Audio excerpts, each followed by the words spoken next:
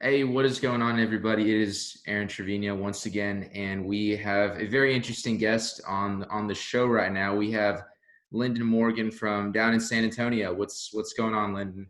Good, man. Just got back home, had a productive day, and happy to be on this podcast.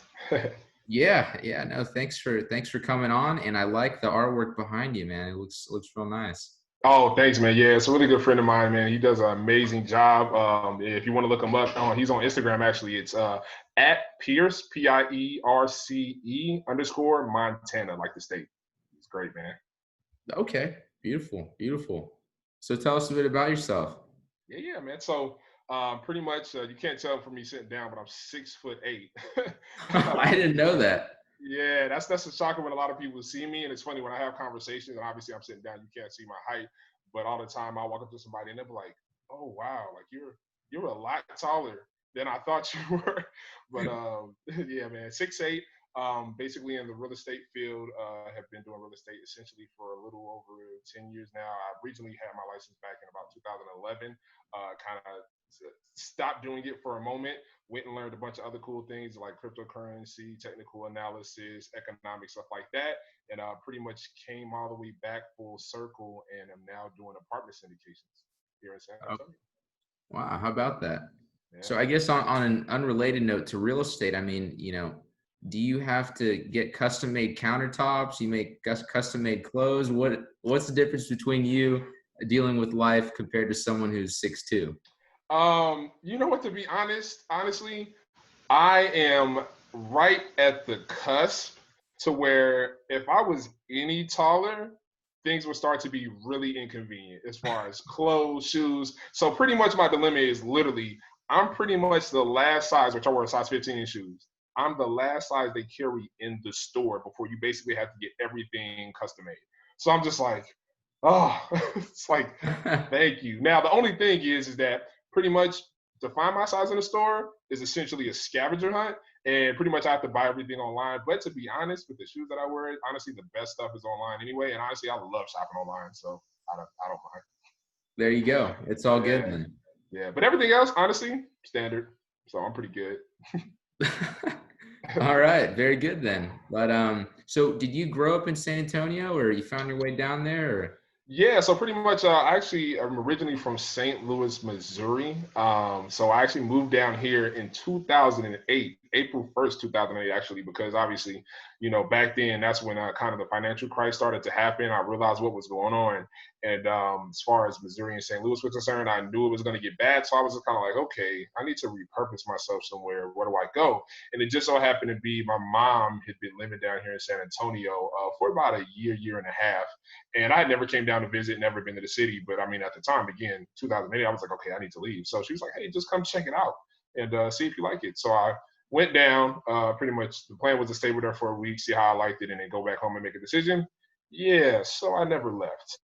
and pretty much like about a year and a half later, she moved actually up to Plano, which is a little bit north of Dallas suburb area. And she had asked me if I wanted to come, and I was just like, no. It's something about San Antonio that I love. It's I think for me, it's I love it the most because it's a perfect combination between a big city, but it has a small town feel. And I love big cities because of accessibility to things, but that small town family kind of feel, nothing beats that either. So for me, San Antonio is like the perfect combination of both. So yeah. Absolutely. That's the way to go. So Yes. when you were back in St. Louis, what were you doing at the time? Were you doing something real estate related, or how did you get into the real estate industry? Yeah, so no, nothing real estate related at the time, actually. So back then, especially when I was probably like 16 and a half, 17, pretty much that's kind of when my entrepreneur flair sparked.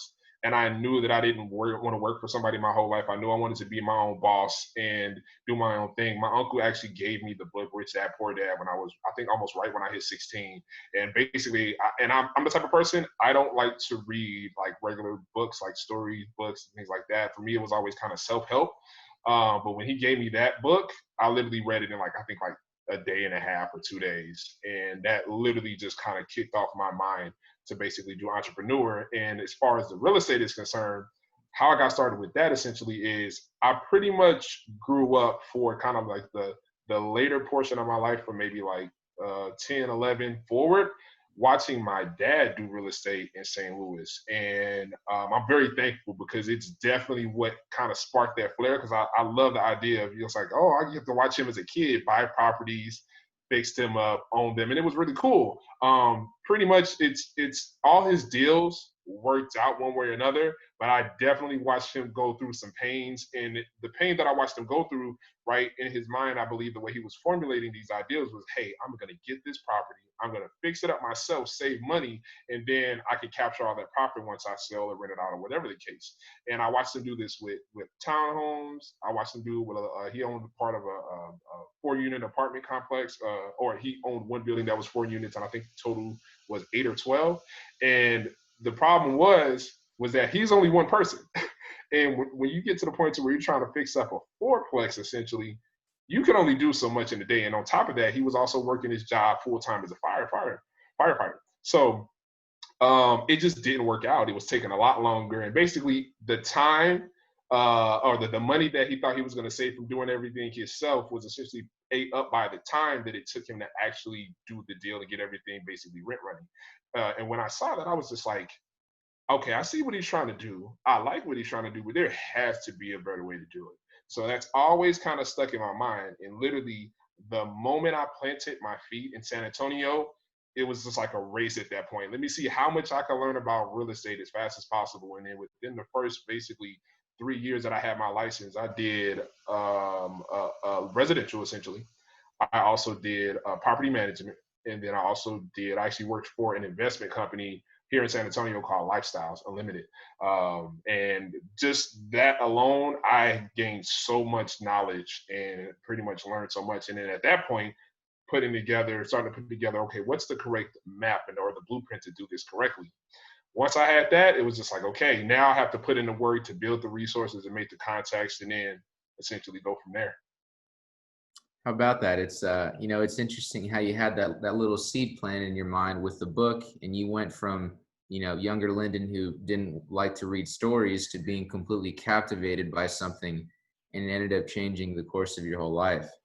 Absolutely, pretty much. I mean, it's honestly, when I think about it, it blows my mind. And it's so funny because at this point in time, I feel like the thing that sparked my mind, I feel like it's so cliche. Like, I don't know how many people I've heard say, I read Rich Dad Poor Dad, and it changed my life. And I feel like that is so cliche, but it's really what happened. But it's awesome because it goes to show how hard that book really hit for a lot of people in their mind, and it really made things click. So it's pretty awesome. It's almost like being kind of like stamped in that part of history as far as that product being that influential. So it's pretty awesome. So. How about that? So obviously it was something that really sparked your interest, as opposed to reading, any other books. What about this book did you think was actionable, or what did you like specifically? The thing about it, honestly, was its simplicity. I mean, just that. I mean, when I first opened the book, it's like it was especially when I started reading it. First off, visually, when you open the book, the words are bigger than usual. There's bigger space, more space in between the lines. And from a psychological standpoint, you look at that, you think like, oh, okay, this is going to be an easy read as far as time, because it's not that small book that has 3-point font and it's like a million lines on a page. So immediately when I saw that, I was like, okay, just it kind of kicked in my mind psychologically. And then once I actually started reading and realized how easy it was to follow, because the way he put it basically in a story format. He wasn't super corporate with it. He wasn't, he didn't go into such detail to where you felt like everything went over your head and you were lost. And that's what I loved about it. He made it super simple for someone who didn't know anything about business or didn't understand anything about entrepreneurship, basically digestible. And from there, I was just like, oh man, if I can understand this, I definitely can progress. And I could take this little quadrant and make this come true. Life is going to be great. So from there, it was just off. Okay, so you took off from there, and then what was your first deal like? What did it look like? So believe it or not, essentially with everything I've done, believe it or not, most of the deals that I've done have been little to none. It's really been assisting everyone else. So what's funny, right? And I get this all the time, because when I have conversations with people, about the things that I've done, I talk to them and they just kind of like, "Whoa, man, how long have you been doing this?" And I'm like, as far as getting the knowledge and putting everything together, helping other individuals, a long time.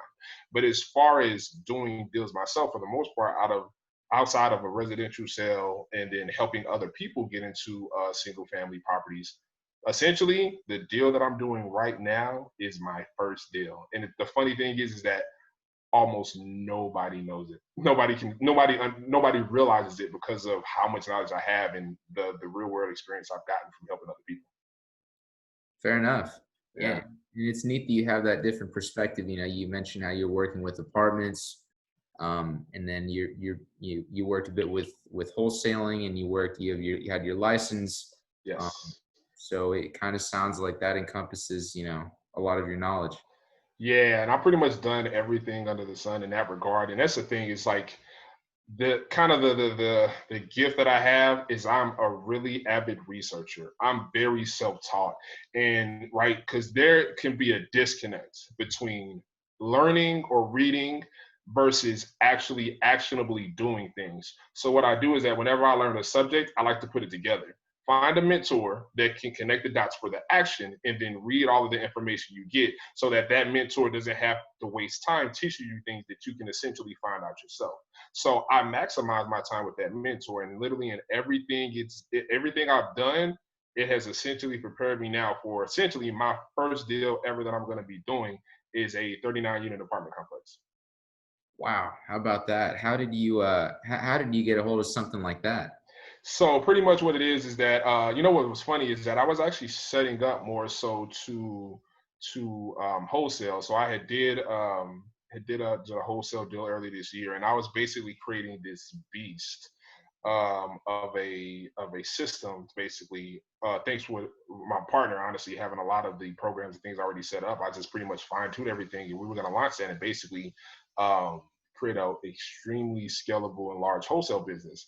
But because of, again, I love research so much, I'm very tapped into paying attention to economics, both national and internationally, politics, cryptocurrency, the stock market, all of that stuff. And I know all of those things, right, can have an influence on real estate in some way, shape, or form in different degrees.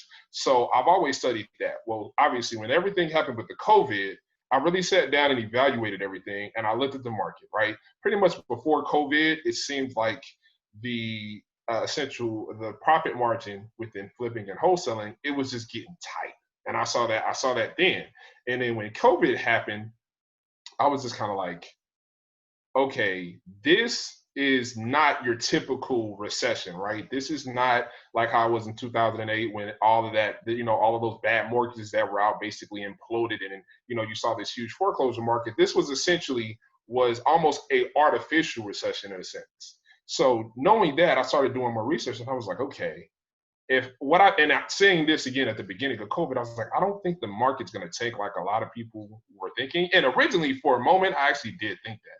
But once I started reading the data, I was like, no, that doesn't sound right. And lo and behold, the real estate market is holding up amazing right now for the most part, especially here in Texas. Not only that, it's actually been growing slightly. So I'm just like, okay, I'm glad I made that move. But essentially, that made me pivot from single family to multifamily, which essentially multifamily is that's my baby. That was always been the goal. It's single family, which is gonna be a stepping stone. But again, once COVID happened, I realized like, okay, there's gonna be a window of opportunity here. This is a window to where I feel like I can really capitalize and essentially put everything together and syndicate a deal. And at that point, I had most of the knowledge already put together, and my partner who I'm working with, I mean, his resources are ridiculous. I mean, he's actively been doing this. He owns his own real estate company, property management company. I mean, he's been doing this for over 10 years. So his resources are there. And I had the knowledge. So essentially I was just like, okay, let me put this together and jumpstart this. And literally 2.5 months later, 39 units. Wow. How Yeah. about that? Yeah, it's pretty amazing. So yeah, waiting to close. The good old close date is July 24th. July 24th. I'll Yes. mark my calendar to congratulate you. Oh, thanks, man. I appreciate that. Cool. But wow. So what a, that's can be a tough transition. On the surface, it looks like you're dealing with, a smaller home that's, maybe 1,800 square feet to dealing with 39 units. That's, to Yeah, someone who, you're playing in different arenas, that can be a big jump. correct. No, that. It's definitely the case, and it's funny, right? Because a lot of people that I talk to, a lot of other investors, right? They really feel like they have to have that single family experience before you jump into multifamily. The thing that made me realize that that wasn't the case was honestly mentors and other people that I've talked to. Is that single family investing versus multifamily is two different ball games, right? Similar, they're both sports, but it's two different games. So once you realize that, it's like, okay, you really don't have to have that experience. The most important thing with the multifamily is having the resources to make sure you have a team, a solid team that can get the job done. And then essentially from there, it's just making sure you line up everything, especially due diligence. That's probably the most important aspect in real estate, period, but absolutely in multifamily, right? Because again, you're not dealing with one single property. You're dealing with or one single family property. You're dealing with a multi-family property that has multiple units. So if you make a mistake, it's going to be multiplied essentially by however many units you have. So you have to make sure you dot all your I's, cross all your T's. And again, for me, I'm very analytical. I'm very detail oriented. So for me, it just came natural. And to me, it just made sense. And my thing is that, okay, if I'm going to put in all this effort, all this work, all this time, and make a little bit of money wholesaling single family, I might as well do the exact same thing and make more money doing multifamily.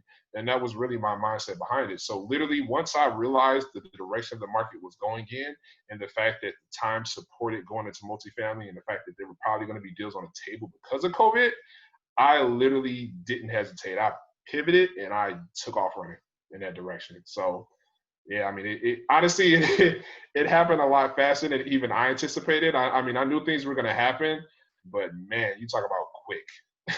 Yeah, I would imagine. Yeah, You can plan, but no one was planning for something like this. no, not at all. So, and I tell people all the time, right? But don't get me wrong, COVID is not an ideal situation, right? It's horrible. I hate that it happened, but I'm not gonna lie, things probably would not have happened this way if it was not for COVID. So to a degree, I honestly am thankful. So finding the sunshine inside of the issues, I guess. Yeah, of course. Yeah, One thing you touched on I thought was neat was you were talking about, having that team. So just kind of imagine you have a team of, just yourself. yeah. And, maybe you're new to town, or maybe Mhm. you have a bit of cash in your pocket, but you want to do something with it. You don't know where to turn. How do you find those good people to help you out and to get on the same page on your team? Man, that's actually a really good question. So another thing that I'm thankful for, and it's kind of been like this all my life, even way before real estate.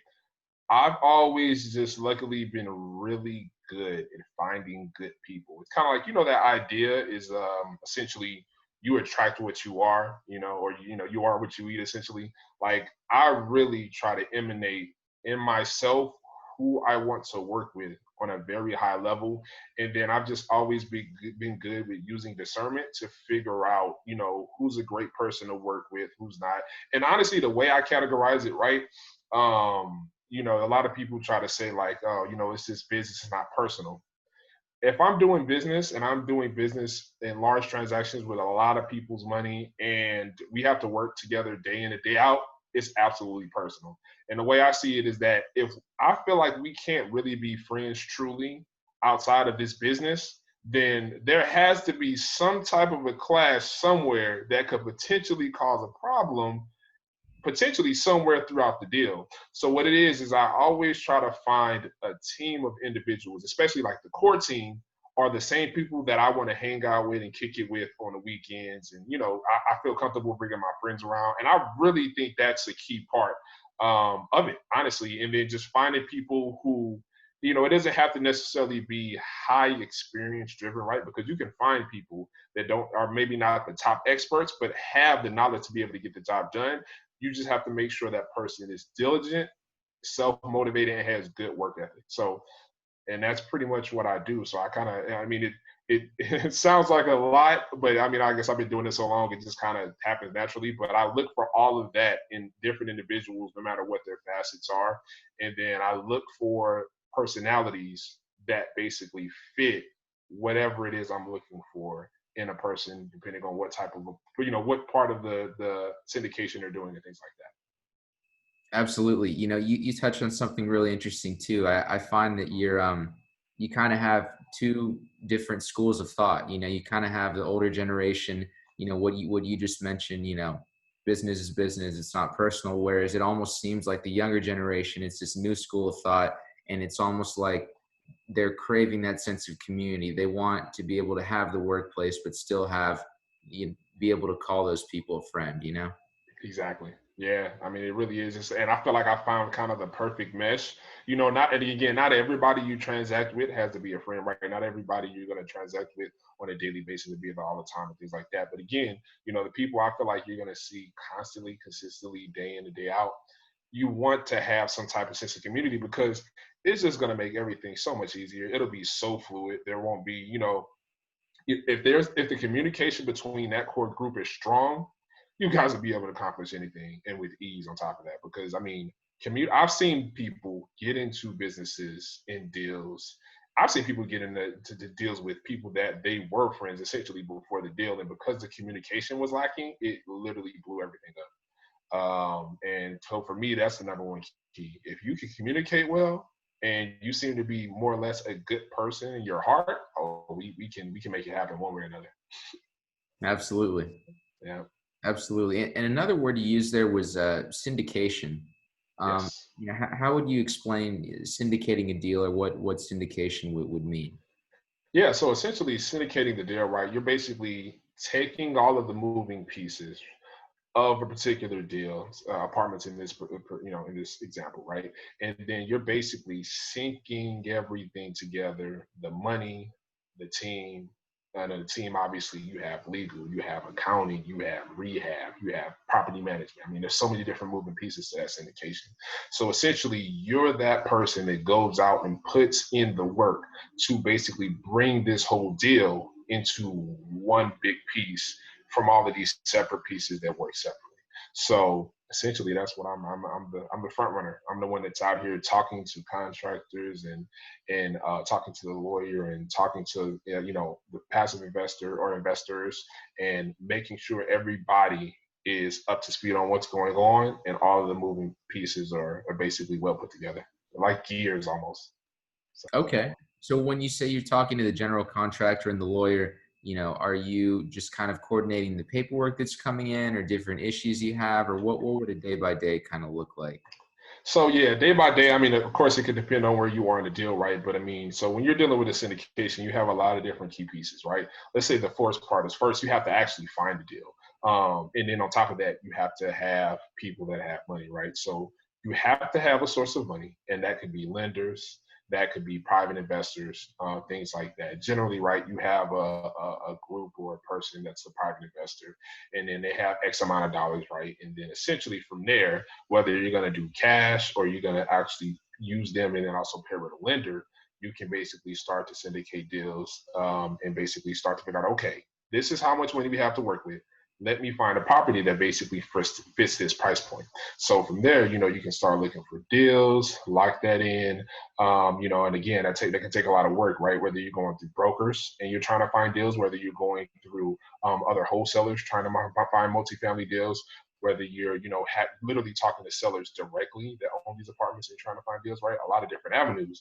But essentially, once you have those two parts identified, both agree to make a transaction happen, that's, in my opinion, when the real fun starts. That's when you really put in the work. So at that point, I mean, right, you have to talk to lawyers to get paperwork ready, have to talk to your CPA and bookkeeper to make sure all of your entities and everything is lined up in a row, right? If you're gonna have to do rehab, you have to make sure you have your rehab on point.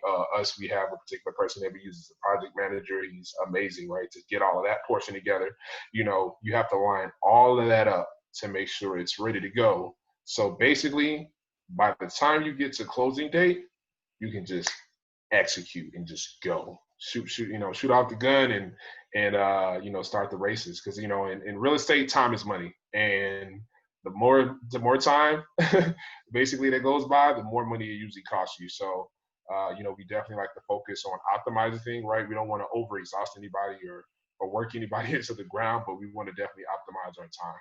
So yeah, that's where all the focus is. Absolutely. So for someone who, maybe they're not working with real estate syndication deals, but just you mentioned time management and it looks like, it would be easy to get overwhelmed because you have so many moving pieces you have to take care of. How do you Yeah. manage your time and know how much time to allocate on certain tasks? Yeah, so pretty much, right? It's how much time to allocate on tasks are going to vary in a deal, right? Because maybe you're dealing with a deal, right, to where you don't have to do as much rehab, or the person that's passing you on that deal has did a lot of the legwork and they have all the paperwork together, right? So all you have to do is just take what they gave you, do a little due diligence, and then boom, from there you can, shoot it off and decide, okay, do I want to look into this further and actually pursue this or not? Versus sometimes you get deals you have literally little to no financials and you really have to crank all of that stuff out yourself in order to know. So it's like you have to be flexible. That's the key in doing this is you definitely have to be flexible. And once you understand that, you realize like, okay, I'm trying to optimize this as much as possible. And you'll realize, especially once you start getting a little bit of training and you get into things and evaluating properties, number one thing you probably need to know. Because once you know that, you can look at a property and literally crunch numbers in your head and you can almost see like, okay, is this worth looking further into or is this a complete waste of time? Because I mean, any given deal, you're talking. Even in the beginning, you're talking about possibly a couple hours of evaluation, and it's funny, right? Because when you hear a lot about syndications, you'll hear like, okay, you need to be able to do a really quick analysis and pump out a number in order to, basically say a yes and a no real fast. You can do that, but there's a lot of big things you can miss that could basically make or break that deal if you kind of take that approach. So it's like to some extent you got to get into the details. And me, I have an extensive spreadsheet that I use to basically help me figure this out. Realistically, if you give me a deal, give me about 3 hours, if that. And from that point, I'll know whether it's worth pursuing or not. And I'm crunching numbers. I'm doing the research on the city, the area. What is that like? Is there potential growth, cap rate, all of that stuff. So by the time that 3 hours is over, within that 3 hours, I'll know whether this is worth pursuing going further or not. And to be honest, it's worth the time because essentially, funny thing, right? When I hit the go button, this deal that I'm closing on is the second deal I evaluated. So you would say, time wasted was only that first deal essentially. And honestly, even that deal wasn't a waste of time because the first deal that I evaluated, thanks to my amazing partner, he actually ended up knowing the seller on that first deal, and that's who actually is our private money plug for the deal we're closing on. So even that wasn't a waste of time. So Wow. yeah, I got lucky. That's what it is. How about Yeah, that? How about that?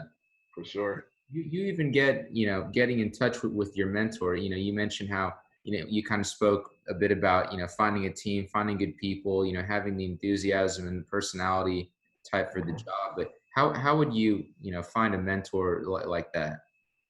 So again, the key with that is probably using discernment, right? So in any given topic, no matter what industry you're in, right, there's always a bunch of people who are gurus, who are teachers, who are experts, right?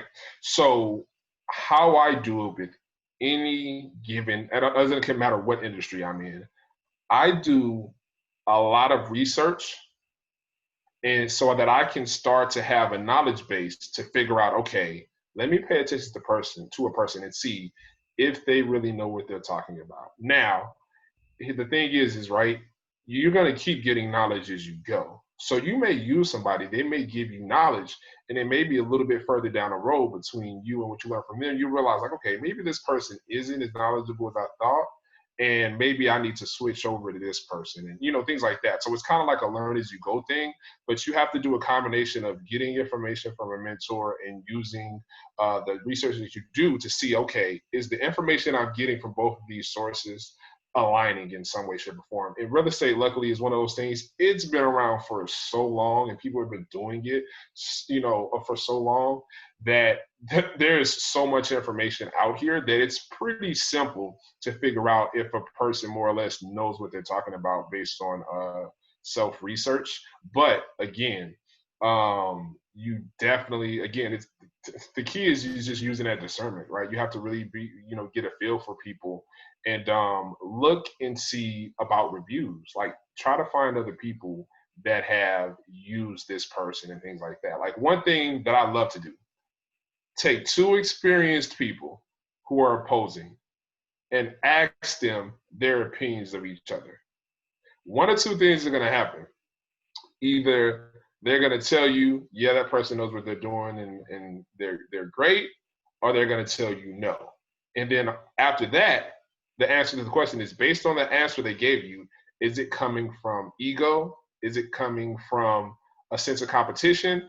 Or is it really a true opinion of that person? Because the way I am is essentially, right, it doesn't matter if I'm in real estate and so is this other person over here. If a person knows what they're doing, whether they're the competition or not, I can be honest about that. And not everybody is the same. And I'm not scared to share that. If somebody asked me and was just like, hey, I want to try to find a mentor in real estate, and I heard about this person, do you think they're a good person? If I think they're good, I'm going to be like, yeah, of course. I think they're great. Yeah, if you want to use them as a mentor, that's a great idea. And not everybody would do that. So essentially, it's the cool thing is that it's funny thing is that I can find somebody to tell me the truth that person knows what they're doing, and then I get the right amount of information from them telling me that, basically showing me that they have the knowledge as well. Not only did you just tell me that you now have this really awesome sense about you, that you're not ego driven, so you have a great personality, you're more than likely a person I could really pair and do business with, because for you, it's not about ego, it's not about looking better than anybody else. You just want to do what it is you want to do. But secondly is that potentially you also have the knowledge base to also teach me everything that I need to learn at the same time. So I really meshed those two things together to essentially find the perfect person, and it's worked great up until this point. So yeah, I'm happy. Beautiful. Yeah, it sounds like it's really worked out pretty well. Yeah. Yeah, and you mentioned a few things like, you doing the analytical stuff, looking for rent roll, Yep. researching the area. I mean, if anything, it kind of seems like it's easy to get paralysis by analysis and thinking, oh, wow, there's so much information out there. Where do you even start? If you're making the jump from single to multifamily, what would you tell someone just looking to make that transition? Learn how to evaluate the numbers. So once you know about cap rate, once you know about your pro forma, your rent rolls, your profit and loss statements, your NOI, your net operating expenses, or sorry, NOI being net operating income and things like that, and you understand how to calculate these deals based on those metrics. The best thing to do is that it's the second you look at the numbers on a deal, whether it's off market or whatever the case, or on, say, LoopNet, you'll look at the numbers and be like, okay, this is priced well. This seems to make sense. Without digging in, I could just look at it and see these numbers make sense. Other deals would be like, okay, what is this owner thinking? There's no way that these numbers make sense. And from there, you can kind of start to dig a little further in. So what I'll say is, don't think you have to completely and entirely evaluate every little piece of a deal to make a decision, because you don't want to put that much time into it to where you're going to just waste all that time, essentially, right? You spend 8 to 10 hours evaluating the deal. Now, it may take you that long, potentially, maybe on you're evaluating your first couple of ones, but that's because you're just getting the experience. But once you have the experience, it'll be pretty simple to dial that down. So you want to kind of find a middle ground with looking at the numbers, looking at the data provided to you, and then be able to assess whether you feel that data is correct or not. And if the price point you need to buy it at is essentially within reason of the time that you're buying it and the price point, right? Because if there's $1 million gap in between the price they're selling it at versus the price you want to buy, there's probably a lot less of a chance of that going through if that gap was maybe $100, $200, $300,000, right? So again, you got to use that discernment. And what I tell anybody is, honestly, if it's a deal that you feel is worth it and the timing may fit, just throw an offer out there, right? The worst they can say is no. Yep, that's And right.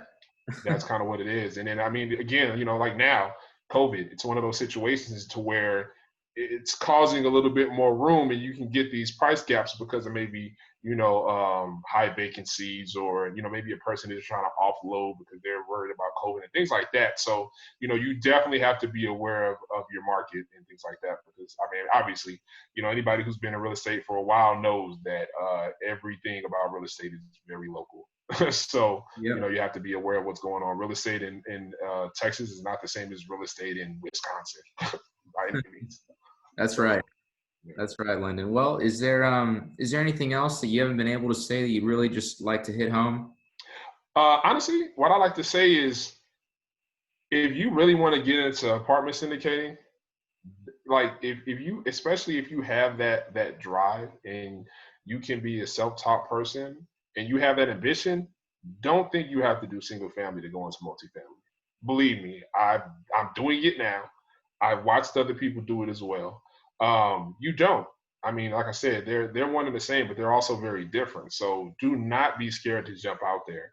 I can tell you right now, a really good resource that anybody can use if you really are serious and you want to learn about syndications, and you want to do it in a cost-effective way. There's a gentleman by the name of Michael Blank, Blank. You can find him on Instagram, YouTube. Hands down, the best and the most well-priced syndication teaching basically format that I've ever seen, pretty much ever. And All it's right. extremely worth the money. So I say just do it, like Nike. Terrific. I'll make sure to check that out. So, where can we find you, Lyndon, online?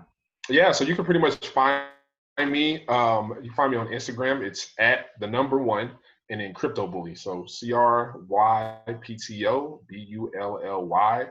I'm on Twitter in that exact same way, and then you can also find me on Facebook there as well. All right. Looking forward to our next podcast when we talk a little bit about crypto, huh? Yo, now that's a topic I could talk about all day, man. I'm All ready for right. that. We're gonna get it rolling soon. Do it. I appreciate you having me on, man. I had a blast. Yeah. Thanks so much, Lyndon. Really appreciate it. Take care. All right, you too, man.